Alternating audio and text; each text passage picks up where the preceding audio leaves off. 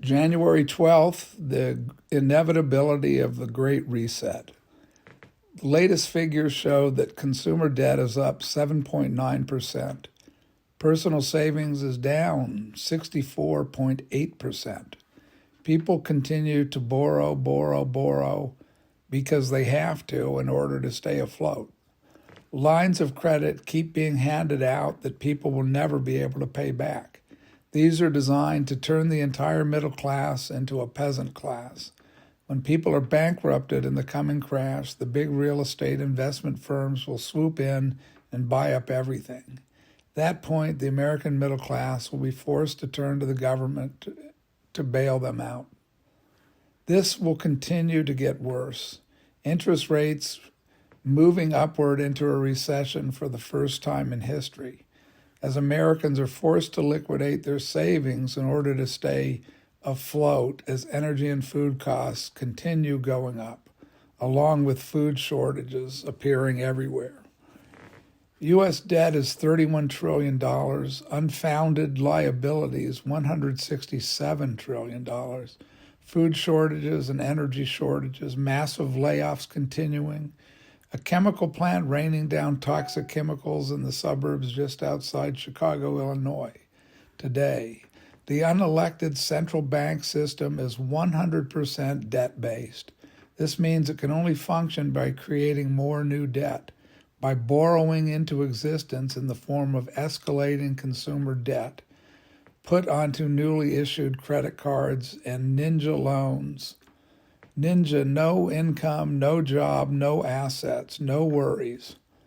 This is what caused the 2008 financial crash, and we're heading to something that's going to be much worse than that crash. There's no safety net. Creating wars, expanding wars, wasteful congressional spending, this wasn't going on in 2008.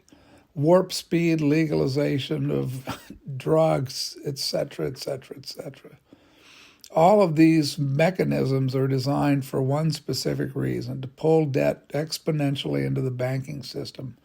Borrowing debt into existence is massively inflationary, as it creates magic money that is not backed by tangible asset or collateral. The FDIC is insuring $9 trillion of debt with all of $125 billion on hand. Raising interest rates does not lower inflation. It kills demand by making monthly payments on debt too expensive for the borrower. Thus, big-ticket items like houses, RVs, and expensive motor vehicles are being repossessed at escalating rates. The only way to kill inflation is for the central banks to contract the money supply, and they're doing just the opposite by inflating it in the form of debt. What we know for certain is that the new Congress will work hand in hand with the Fed and central banks to engineer one crisis after another in order to wipe out an entire class of Americans, all on the way to creating a big tech neo-feudal system with a population enabled to live in permanent fantasy states, sustained by Hollywood productions, sitcoms, stand-up comedy shows, and false narrative news information. The World Bank just gave a warning that the entire world is heading for a global recession in 2023. As a backdrop to this, we need to keep in mind that to date, over 90% of countries are doing pilot runs to issue CBDCs, central bank digital currencies. 11 countries have already switched fully to digital currencies, destroying their own fiat currencies. In the U.S., several major banks are nearing the end of their 3-month pilot program that have been introducing these new digital currencies. Headlines yesterday blared out warnings. World Bank warns of global recession in 2023, says Business Today. This would mark the first time in more than 80 years that 2 global recessions have occurred within the same decade. World Bank warns of trigger to global recession as economies on the brink, the New York Daily says. A closely watched indicator of a coming recession is blaring its loudest warning in over 40 years, says Market Insider. Global economy, quote, perilously close, unquote, to recession, says the World Bank. Outlook. If that forecast proves accurate, it would be the third weakest annual expansion in 3 decades, behind only the deep recessions resulting from the 2008 global financial crisis and the 2020 pandemic. It's notable that all 3 of these anemic recoveries have been under Democratic White House and Democratic Congress, so-called leadership. Experts warn Americans how to prepare for looming economic crisis in 2023, says Breitbart. World Bank cuts 2023 forecast and warns of global recession, says Bloomberg. The subheading runs inflation, interest rate hikes, and war among main challenges. Urgent global action needed to mitigate contraction. Debt risk. The debt risk is better described as a coming liquidity crisis. When the liquidity crisis occurs, the entire banking system will freeze up, being unable to pull any more debt into the system, exactly like what occurs in a Ponzi scheme. And this insolvency will become immediately clear. This will serve as a trigger for the conversion of the entire global financial system to a fully integrated digital currency system that will track and surveil every single expenditure of every single one of its citizens forced to use it. Headline, prepare for a long and ugly recession, says Dr. Doom, the economist who predicted the 2008 crash, says Fortune magazine. This is a reference to Nouriel Roubini. Roubini has stated that the U.S. will have inflation for years to come, possibly even worse than what we've already experienced. All of these mainstream media sources are now all of a sudden announcing what has long been engineered by the global elites in collusion with the same mainstream media, which is nothing more than its propaganda system. All of this is to sell people on a dystopian future of poisoned ecosystems, crypto, techno, robotic AI as the pinnacle of human evolution, progress, and prosperity. And that no man might buy or sell save he that had the mark or the name of the beast or the number of his name. Revelation 13:17. Noting that it can be the name or the number of the beast that constitutes allegiance to the beast system or Baal system. The implanting of a digital chip has already been enthusiastically embraced by a number of citizens in the so-called advanced countries of Northern Europe, like Norway. And the beast had power to give life into the image of the beast, that the image of the beast should both speak and cause that as many as would not worship the image of the beast should be killed. Revelation 13:15. It's the image of the beast itself that people will be required to worship on pain of death, according to the revelation of Jesus Christ, recorded by St. John of Patmos.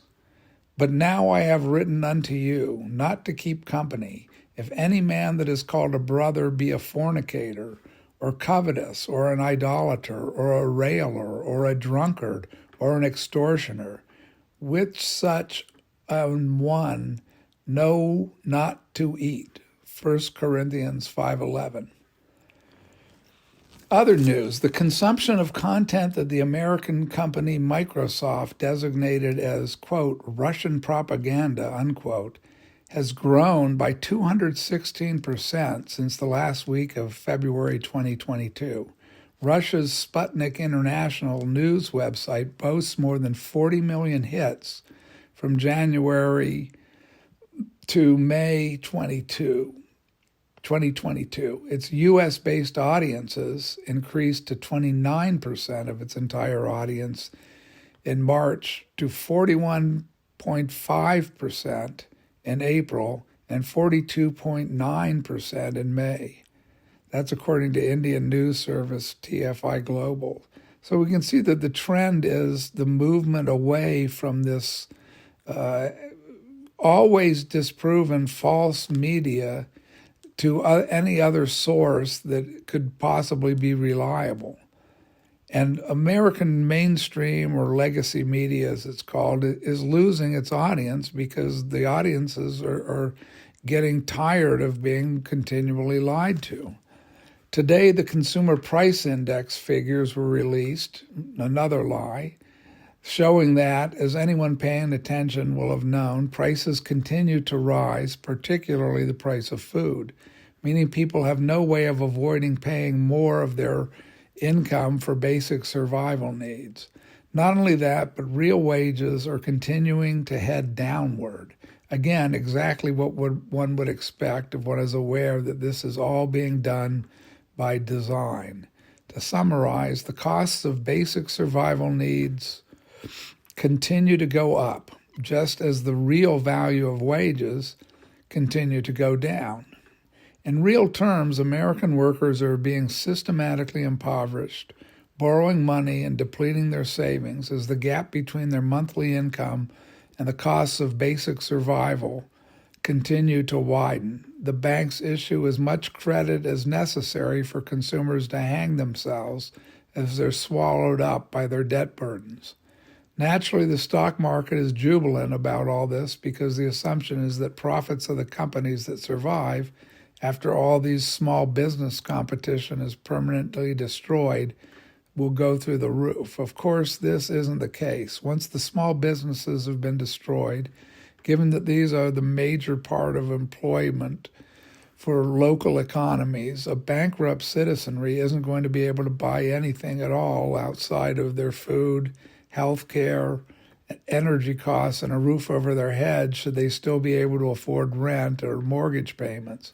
The knockout blow will be delivered when the currency itself is devalued and rendered worthless. This is when the Great Reset will come into play. How most people don't see this coming is a tribute to the incredible effectiveness and distraction of the mass psychosis delivering television of this fantasy land, America. In other real-world news, an explosion of a chemical plant 80 miles southwest of Chicago sent down toxic green rain on suburban residents being told to shelter in place. If I were them, I would evacuate the area immediately if it's at all possible, because the entire area is going to be turned into a toxic waste dump, poisoning both the land and the water, with the homes there being without value, just as so many other communities have been rendered uninhabitable in the past by toxic chemical explosions or water sources used as dump sites for military or industry. These chemicals themselves have coated cars with a green oxidizing substance that is eating away at the metal and the paint on the cars. France has just announced its full support of Japan in a war against China and North Korea. Whatever that support might consist of can only be imagined. Presumably the same kind of full support until the end they've offered to Ukraine. And the end in Ukraine is on the horizon. In the real world, Russia troops from the Wagner Group have captured Soledar with a few hundred Ukrainian troops holding out while surrounded. The loss of Soledar makes the defense of Bakhmut untenable now, and it's only a matter of time before the entire defensive line of the depleted Ukrainian forces crumble. Douglas MacGregor aptly describes the remnants of the Ukrainian army to be equivalent to the Army of Northern Virginia in 1865 under Robert E. Lee. I'll add that that's with the exception that Lee actually cared about needlessly throwing away the lives of his soldiers in a lost cause. So I pray for all these people. I pray for the people of Ukraine. I pray for the people of Russia. I pray for the people of America. And I pray for the people that are suffering through the cold winters in Europe and through the winters here and under all of this natural disaster. God bless all of you. Amen.